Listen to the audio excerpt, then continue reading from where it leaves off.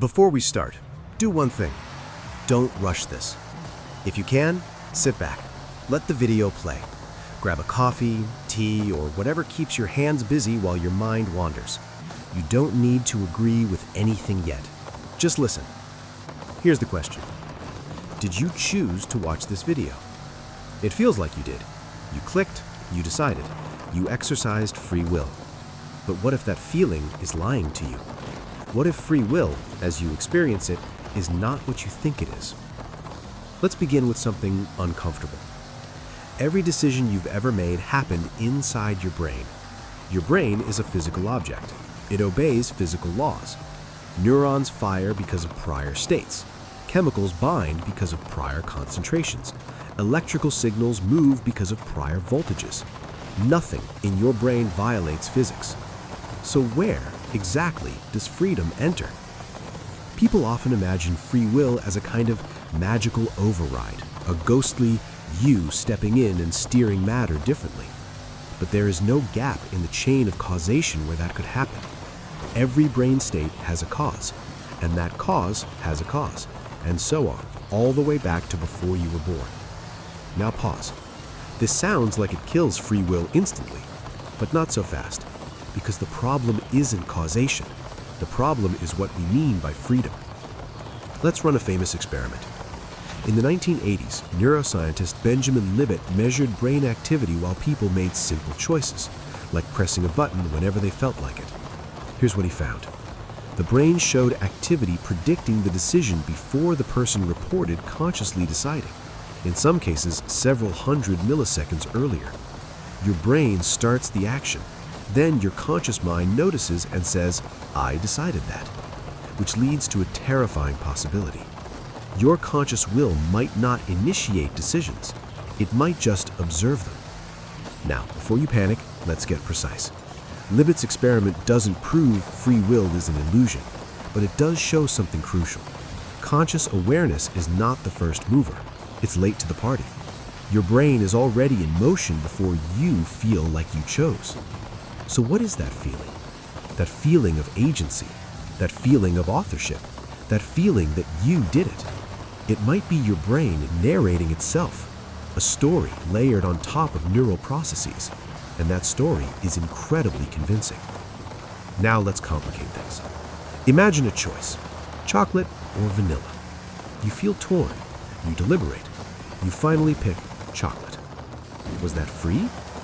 Well, your preference was shaped by genetics, culture, memory, hormones, hunger, mood, marketing, and the state of your gut microbiome. None of those were chosen by you, but you are the system that integrates them. So was the choice free or not? This is where people usually split into camps. One camp says, if your actions are caused, you're not free. The other says, freedom doesn't require being uncaused. It requires being you.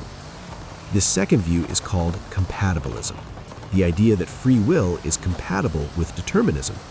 According to this view, you are free when your actions come from your internal states, your beliefs, desires, and reasoning, rather than external coercion.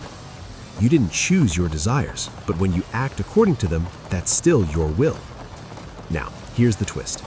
Even if compatibilism saves free will philosophically, it doesn't save the feeling people think they have, the feeling that you could have chosen differently in exactly the same situation, under the same conditions, with the same brain state. That kind of freedom almost certainly doesn't exist. If you rewound the universe to the exact same state, you would make the same choice, every time. Now let's make this personal. Think of a regret, something you wish you'd done differently. We say, I should have known better. But with the same knowledge, the same brain, the same circumstances, you wouldn't have done anything else. That doesn't excuse harm, it explains it.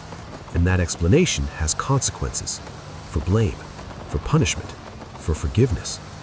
If people are not the ultimate authors of themselves, then justice starts looking less like retribution and more like prevention and rehabilitation.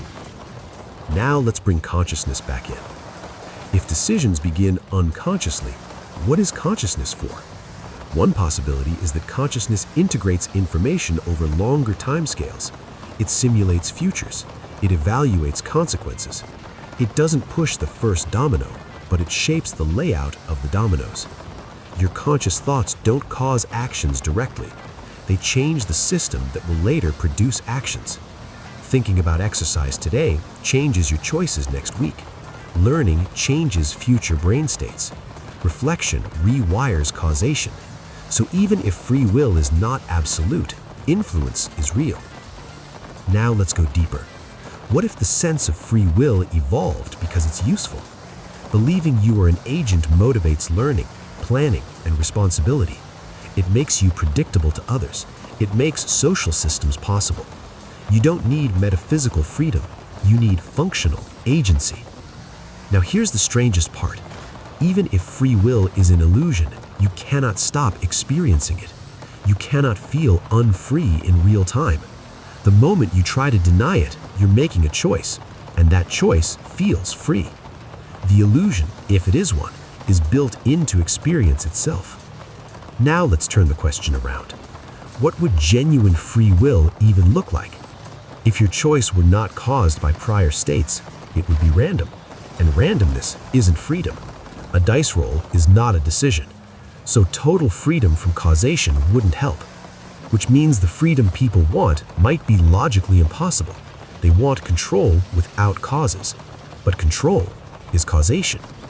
Now take a breath, because here's the reframe. You are not a ghost steering a machine. You are the machine. And that machine reasons, learns, reflects, and anticipates. Your will is not outside physics. It is a pattern within it. And patterns can be meaningful without being magical. Now think about the future. AI systems are starting to make decisions, complex ones. If free will requires metaphysical freedom, then humans don't have it, and neither will machines. If free will requires integrated reasoning and responsiveness to reasons, then the line between human and artificial agency starts to blur, which forces us to rethink responsibility, rights, ethics. Now let's end where we began. Did you choose to watch this video? In one sense, no. Your history led you here. In another sense, yes, this action flowed from who you are, and who you are is real, even if you didn't choose how you became that way.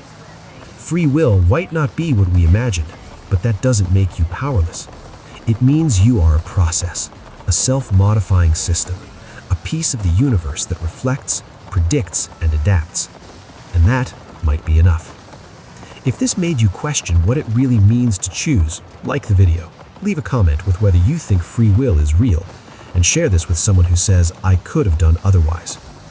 Now pause. Notice the feeling of choosing to stop watching. That feeling is the mystery.